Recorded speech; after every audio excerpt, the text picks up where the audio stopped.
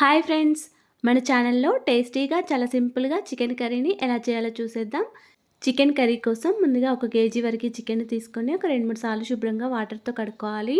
చికెన్లో వాటర్ ఏమీ లేకుండా చూసుకొని ఒక ప్లేట్లోకి వేసుకొని ఇందులోకి కొద్దిగా సాల్ట్, 1 టీ స్పూన్ వరకు కారం, కొద్దిగా ఆయిల్, ఒక మీడియం సైజ్ నిమ్మకాయ నుండి తీసిన నిమ్మరసం వేసుకొని మనం వేసిన అన్ని ఇంగ్రీడియంట్స్ కూడా చికెన్లో కలిసే విధంగా బాగా కలుపుకోవాలి. ఇలా కలుపుకున్న చికెన్ని ఒక హాఫ్ అన్ అవర్ సేపు ఇలా నానబెట్టుకొని ఉంచుకోండి. తర్వాత ఒక 2 వరకు మీడియం సైజ్ ఆనియన్స్, ఒక 4-5 వరకు పచ్చిమిర్చి, కొద్దిగా పుదీనా, కొంచెం కొత్తిమీర కట్ చేసుకొని పెట్టుకోండి. తర్వాత స్టవ్ ఆన్ చేసుకొని ఒక కుక్కర్ పెట్టుకొని ఇందులోకి ఒక 3 టేబుల్ స్పూన్ల వరకు ఆయిల్ వేసుకోండి.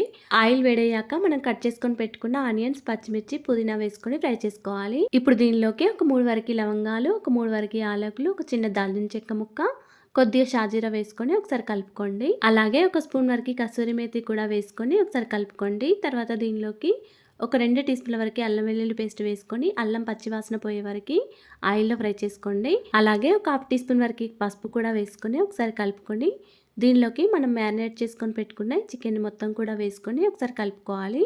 ఇప్పుడు దీనిలోకి ఒక పావు టీ స్పూన్ వరకు గరం మసాలా, ఒక 2 టీ స్పూన్ల వరకు కారం, 1 టీ స్పూన్ వరకు సాల్ట్ వేసుకొని మొత్తం అంతా కూడా ఒకసారి బాగా కలుపుకోండి. స్టవ్ని సిమ్లో పెట్టుకుంటూ ఒక 5 మినిట్స్ వరకు ఇలాగే మూత పెట్టుకొని ఉంచుకోండి. 5 to 7 మినిట్స్ తర్వాత మళ్ళీ మూత తీసేసి కూరని మొత్తం ఒకసారి కలుపుకోవాలి. ఇప్పుడు దీనిలోకి ఒక చిన్న టీ గ్లాస్ వరకు వాటర్ వేసుకొని కొద్దిగా కొత్తిమీర కూడా వేసుకొని కూరని మొత్తం ఒకసారి కలుపుకోండి.